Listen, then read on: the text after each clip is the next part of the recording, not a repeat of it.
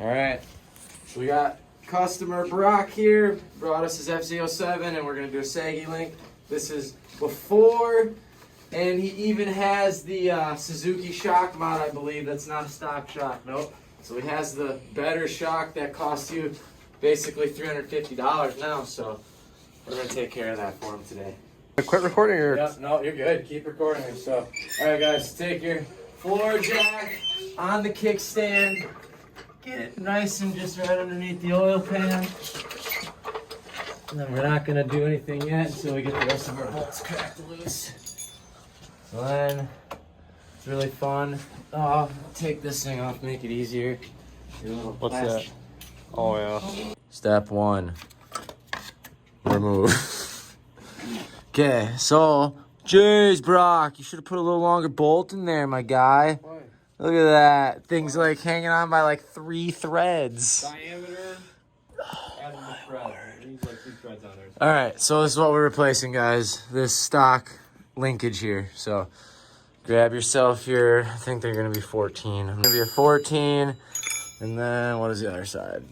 14 too. So I'm gonna bust these 3 bolts out and then go from there. Sorry, I don't know what happened, but somebody, myself or Brock, bumped the stop record button when we were filming this, so the shot of me actually pulling this linkage out is missing, so I'm just gonna go ahead and talk you through it real quick. So right after you crack those 14mm bolts loose, we're gonna unthread those nuts, push up on our floor jack just slightly, and you'll be able to feel those bolts. The tension will stop. So as soon as you get up on your jack, you're not raising the back wheel off the ground, you're not jacking it way up in there, you're literally just taking the weight off of the swing arm, off of the shock. So, all right, guys, so after you break off these 3 14mm nuts and you have them taken off, you're gonna put your floor jack, like I said, underneath your oil pan, and you're gonna just raise it ever so slightly so that you're taking the weight off of the swing arm, and these bolts will literally slide right out.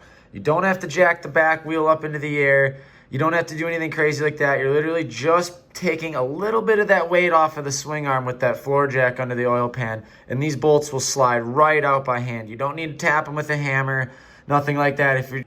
If you find yourself needing force to get the bolts out, just stop what you're doing, slow down, and readjust your jack. Your jack's either too tall or too low, and there's still pressure on the bolts. You'll be able to tell. Just jack it up real slowly, and then pull on the bolt, and it'll zink right on out of there. Just pull these guys out. Yep, all the bearings are the same. Just pop these little rubber guys off.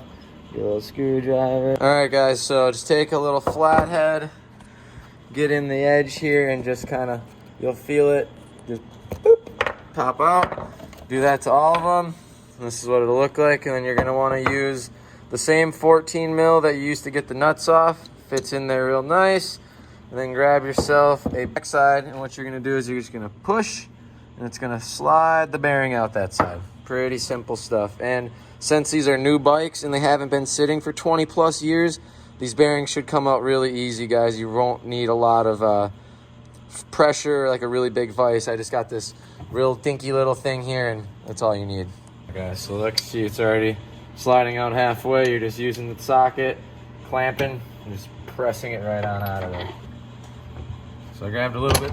Whoa! That's what you don't want to do. Once you let it pop, don't let it drop, guys. Luckily, we landed in some soft cardboard here. But if those bearings hit the ground, typically all these needles will explode out of it, but we got lucky on that one. So don't drop it out of your vise like I just did. It's a good thing it ain't my bike, it's Brock's bike. Pretty simple stuff, guys. Just don't rush it, take your time.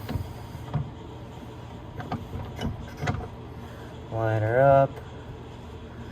Send her home. You'll feel it kind of go on the first one, and then it should go pretty smooth through the rest of it. Just like that. Not gonna drop it this time. Shabam. You'll see, got the bearing out. Yeah, those are pretty grungy. They could use a little. Pretty grimy. Could use a little something, something.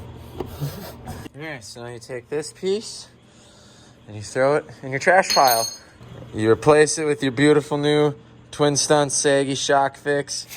Now you're gonna want to put your green towel, your whatever color, doesn't matter. Put your towel in your vise. In reverse process, we're gonna clamp and squeeze these back in. All right, guys, so just put some, I said if you want to put some rags or some foam or whatever in your vise, you can usually start it by just clamping the hole. Shouldn't do both at one time. Clamping it in, I already got this one started to show you. Just squeeze it in, and then we'll have to use the socket to get it all the way into the middle, but for the start, you can just grab it, kind of get it centered with your hand, just squeezing it in, real nice and easy.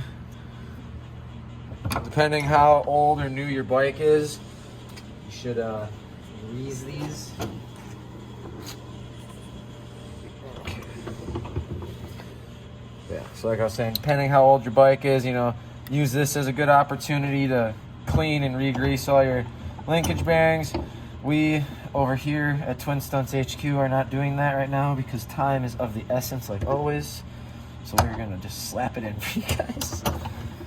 All right, so we got them started now. Grab our 14. Same thing. This one you want to make sure you got it on nice and centered on the ring, the edge of. I'll show you the bearing. Just make sure it's nice and centered. Give it a little squeeze. Check it. You're gonna want to make sure you're pretty even on both sides. It's not crucial that you're 100% accurate, but just give her the old eyeball and make sure it's. One seal's not going to be pushed out like just there. I pushed it way too far. So come back to the other side and center these all up and you're good to go. There, you can like set it up somehow if you want. I'll just time lapse it. Then take your rubbers, just press them back in, put a little grease on them, slip them right in, good to go. Definitely recommend greasing all these components, guys, but for sake of this video, we're not going to show you how to grease bearings. If you get that fitment, it's almost like we know how to make parts over here. All right, there it is. We're going to go throw it back in the bike.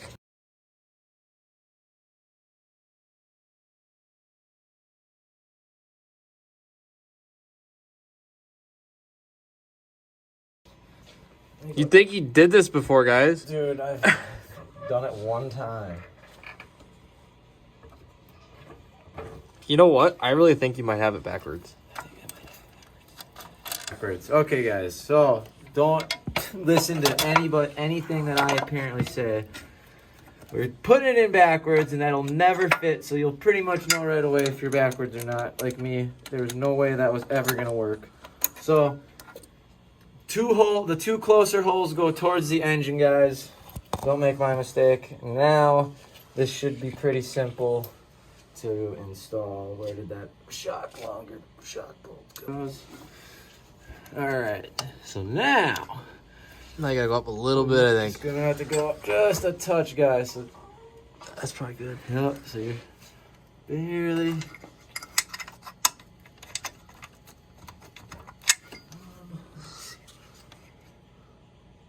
A little bit. Maybe I could just get.